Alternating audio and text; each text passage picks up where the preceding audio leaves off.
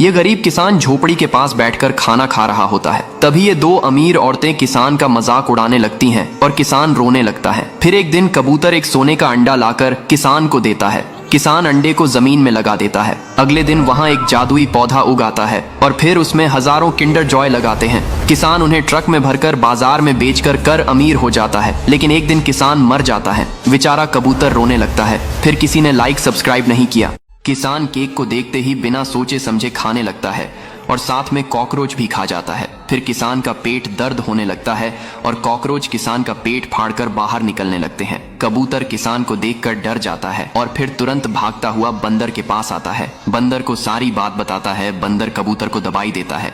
फिर किसान दवाई को पेट पर लगा लेता है और फिर किसान ठीक हो जाता है और कबूतर रोने लगता है। फिर लाइक सब्सक्राइब नहीं किया।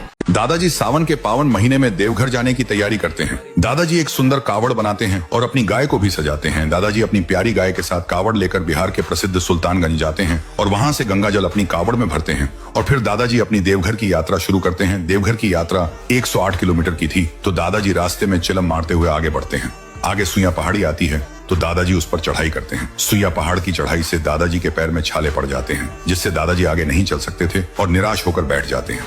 तभी दादाजी की गाय उनको अपने पीठ पर बैठाकर सुइया पहाड़ की चढ़ाई पूरी कर देवघर पहुंचाती है। देवघर पहुंच के दादाजी शंकर भगवान को जल चढ़ाते हैं। अरे ये क्या, अभी तक इस नंदी गाय के लिए कोई लाइक सब्सक्राइब नहीं किया।